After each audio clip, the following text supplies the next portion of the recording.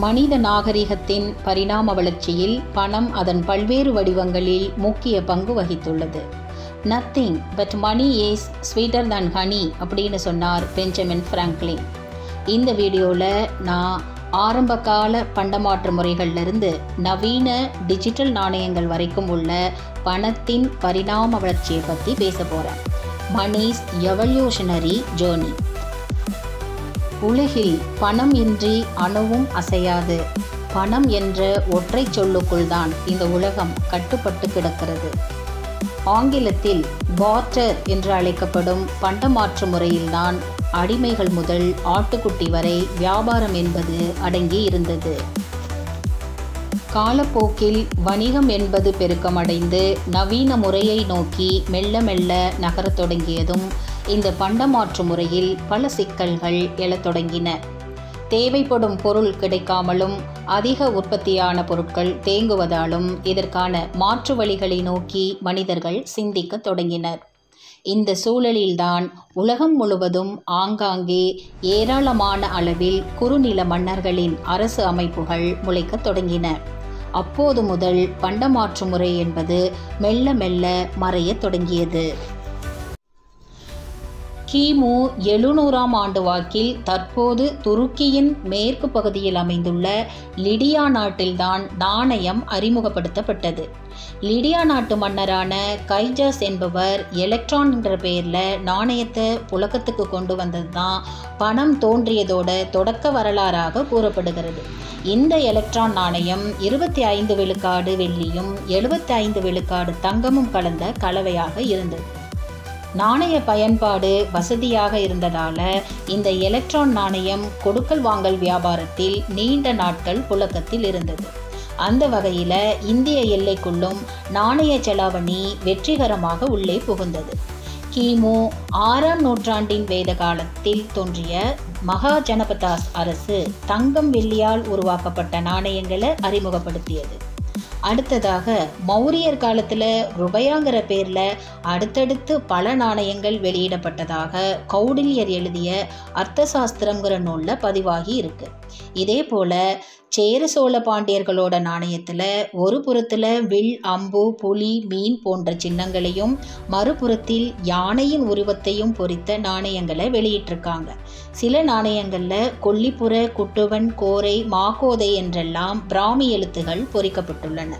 இவ்வாறு காலப்போக்கில் நாணயங்கள் தொடர்பான பிரச்சனைகள் தீர்க்கப்பட்டு வந்தாலும் அதிக எடை அளவிலான நாணயங்களை ஒரு இடத்திலிருந்து மற்றொரு இடத்துக்கு மூட்டை கட்டி தூக்கி செல்றதுல பல சிரமங்கள் ஏற்பட்டிருக்கு. அதுக்கப்புறமா தான் நாணயங்களுக்கு மாற்றாக முதல்ல காகிதத்தில் அச்சடிக்கப்பட்ட எடை குறைந்த ரூபாய் நோட்டு அறிமுகமாகி இருக்கு. உலகத்திலேயே முதலாக தாளால் செய்யப்பட்ட நாணயத்தை சீனர்கள் தான் வெளியிட்டிருக்காங்க. தாளை கண்டுபிடிச்சவங்களும் சீனர்கள்ங்கிறதால நாணயமாகவும் அதை பயன்படுத்த தொடங்கினாங்க. ஷியோஷிங்கிற பேரில் சென் ஜாங்குங்கிற மன்னர் காலத்தில் தாள் நாணயம் 997ஆம் ஆண்டு அறிமுகப்படுத்தப்பட்டு இருக்கு. கிபி 1661ஆம் ஆண்டு ஜூலை மாதம் ஸ்வீடன் நாட்டில் ஸ்டாக்ஹோமில் உள்ள ஒரு வங்கி தான் உலகத்திலேயே முதலாக அனைவரும் ஏற்றுக்கொள்ளும் விதத்திலான காகிதத்தில் அச்சிட்ட பணத்தை வெளியிட்டாங்க. ஆனால் இந்தியாவை பொறுத்த மட்டில் மிக காலதாமதமாகத்தான் ரூபாய் நோட்டு புழக்கத்திற்கு வந்தது. 1935ஆம் ஆண்டு வரை அரசாங்கத்திடம் இருந்த ரூபாய் நோட்டுகளை அச்சடிக்கும் அதிகாரம் ரிசர்வ் வங்கியின் கைகளுக்கு மாறியது. இதன் பிறகுதான் 2, 5, 50, 100 ரூபாய் நோட்டுகள் இந்திய மக்களின் கைகளில் தவழ ஆரம்பித்தன. 1966ஆம் ஆண்டு வாக்கில்தான் தேசத்தந்தை மகாத்மா காந்தியின் உருவப்படம் தாங்கிய ரூபாய் நோட்டுகள் புழக்கத்திற்கு வந்தன.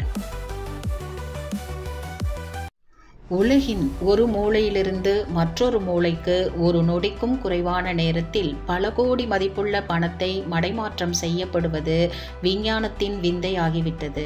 இவ்வாறு பல நூற்றாண்டு வரலாற்றை கொண்ட பணத்தின் மதிப்பு இன்று பொருளாதார வளர்ச்சியின் அடிப்படையில் நாட்டுக்கு நாடு வெவ்வேறு மதிப்புகளாக மாறிக்கொண்டுள்ளது. இந்திய கரன்சிகளை அச்சடிக்க ஒவ்வொரு ஆண்டும் சுமார் பல ஆயிரம் டன் எடையுள்ள காகிதங்களை பயன்படுத்துவதாக கூறப்படுகிறது. கரன்சி அச்சடிக்க ஆகும் செலவு மொத்த செலவு கணக்கில் காகிதத்திற்கு மட்டும் 40% செலவிடப்படுவதாக சொல்லப்படுகிறது. மிகுந்த பாதுகாப்பு அம்சங்களை கொண்ட இந்திய கரன்சிகளின் ஒவ்வொரு அங்குலத்திலும் ஏராளமான குறியீடுகள் பரவியுள்ளதை பார்க்க முடியும். ஆனால் அவையெல்லாம் அளிக்கும் பாதுகாப்பை விட ஒற்றை வரியில் எழுதப்பட்டுள்ள ஒரு வாசகம்தான் ஒவ்வொருவரின் கையாக மாறி நாடு விட்டு நாடு, கூடு விட்டு கூடு பாயும் பணத்தின் அத்தனை சாகசங்களுக்கும் அடிப்படையானது.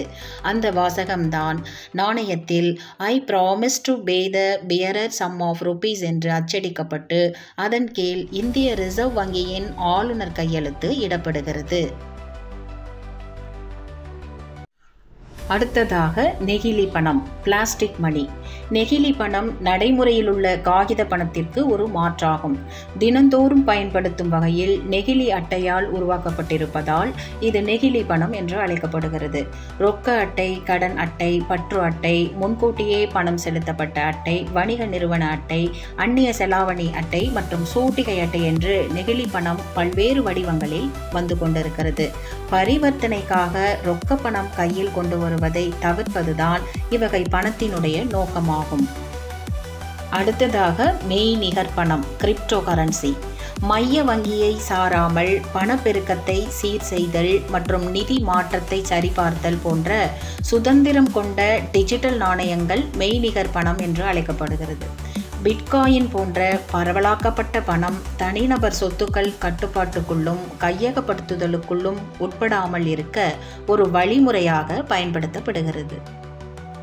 அடுத்ததாக மின்னணு பணம், எலக்ட்ரானிக் மணி. கணினிகள் மற்றும் இணையத்தின் வளர்ச்சியுடன் மின்னணு பணம் எனப்படும் கிரெடிட் கார்டுகள், டெபிட் கார்டுகள் மற்றும் டிஜிட்டல் பணம் போன்ற வடிவங்களில் பரிமாற்றங்கள் செய்யப்படுகின்றன. இது பணத்தின் பரிணாம வளர்ச்சியின் தற்போதைய நிலை. பணத்தின் பரிணாம வளர்ச்சி பரிமாற்றத்தின் எளிமை மற்றும் நம்பகத்தன்மையை அதிகரித்துள்ளது. இது பொருளாதார வளர்ச்சியை ஊக்குவித்துள்ளது. பணத்தின் தற்போதைய பரிணாம வளர்ச்சி நிலை மணிஸ் ரெவல்யூஷனரி ஜேர்னின்னு சொல்கிற அளவுக்கு பெரும் பண புரட்சியே நடந்துக்கிட்டு இருக்கு. எதுவாக இருந்தாலும் money is a good servant but a bad master அப்படின்னு சொல்லுது பிரெஞ்சு பழமொழி ஒன்று.